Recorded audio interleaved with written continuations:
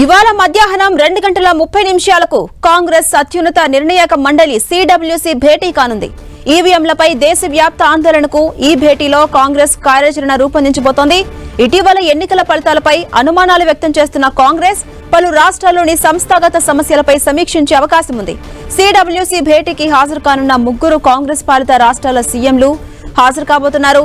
అలాగే తెలంగాణ నుంచి దామోదర్ రాజనరసింహ, వంశీచంద్రెడ్డి, ఏపీ నుంచి రఘువీరారెడ్డి, కొప్పుల రాజు, సుబ్బిరామిరెడ్డి, గిడుగు రుద్రరాజు, పల్లం రాజు పాల్గొనబోతున్నారు.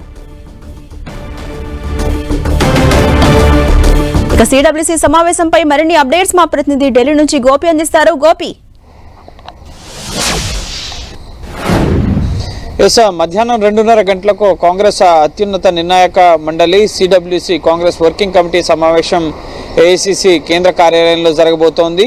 కాంగ్రెస్ అధ్యక్షుడు మల్లికార్జున ఖర్గే, సోనియా గాంధీ, రాహుల్ గాంధీ సహా కేసీ వేణుగోపాల్, జయరాం రమేష్, అలాగే అజయ్ మాకెన్, ఈ విధంగా సిడబ్ల్యూసి సభ్యులు ముఖ్యంగా తెలుగు రాష్ట్రాల నుంచి కూడా ఇటు రఘువీరారెడ్డి, పల్లం రాజు, రుద్రరాజు, అలాగే ముఖ్యంగా తెలంగాణ నుంచి దామోదర్ రాజనరసింహ, అలాగే డిప్యూటీ సీఎం బట్టి విక్రమార్క కూడా హాజరయ్యే అవకాశం ఉంది.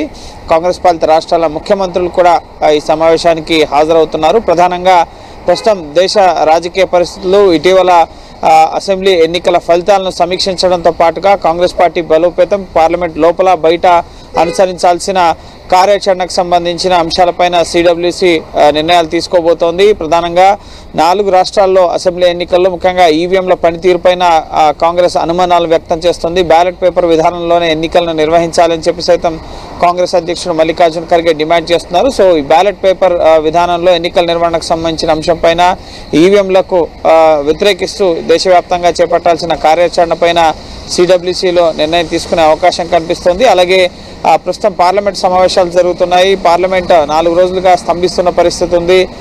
అదానీ గ్రూప్ వ్యవహారం పైన అమెరికాలో నమోదైన కేసులు, దానిపైన జేపీసీ వేయాలని డిమాండ్ని కాంగ్రెస్ వినిపిస్తోంది. పార్లమెంట్లో చర్చకు పట్టుబడుతున్నప్పటికీ కూడా ఎన్డీఏ ప్రభుత్వం ఆ అంశాన్ని పరిగణలోకి తీసుకోవడం లేదు. సో దీనిపైన ఎటువంటి కార్యాచరణతో ముందుకు వెళ్ళాలి అన్న అంశానికి సంబంధించిన అంశంపైన కూడా చర్చించే అవకాశం ఉంది. అలాగే మణిపూర్ అల్లర్లు సహా ప్రజా సమస్యలపైన ఏ విధంగా కాంగ్రెస్ తన పోరాటాలని మరింత ఉధృతం చేయాలి అన్న అంశాలకు సంబంధించి, అలాగే నెక్స్ట్ వచ్చే ఏడాది ఢిల్లీ అలాగే బీహార్ అసెంబ్లీ ఎన్నికలు రాబోతున్నాయి కాబట్టి సో పార్టీని సంసిద్ధం చేయడం, ముఖ్యంగా బీజేపీ ప్రజా వ్యతిరేక విధానాలపైన ఏ విధంగా పోరాటాలను కొనసాగించాలి అన్న అంశాలకు సంబంధించి సిడబ్ల్యూసి సమావేశంలో చర్చించే అవకాశం ఉంది. వీటన్నిటికి సంబంధించి కూడా కొన్ని తీర్మానాలను కూడా ఈరోజు సిడబ్ల్యూసిలో చర్చించే అంశాలపైన కొన్ని తీర్మానాలను కూడా కాంగ్రెస్ అత్యున్నత నిర్ణాయక మండలి చేయబోతోంది. అనంతరం సాయంత్రం సిడబ్ల్యూసి నిర్ణయాలని జయరాం రమేష్, కేసీ వేణుగోపాల్ వెల్లడించడం జరుగుతుంది.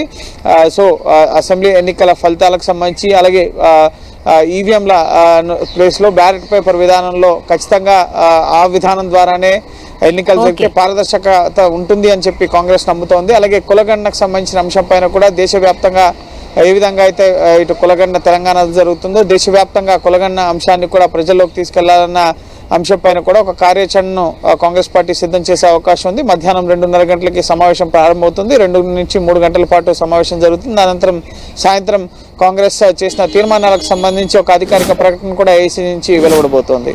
Right, thank you Gopi.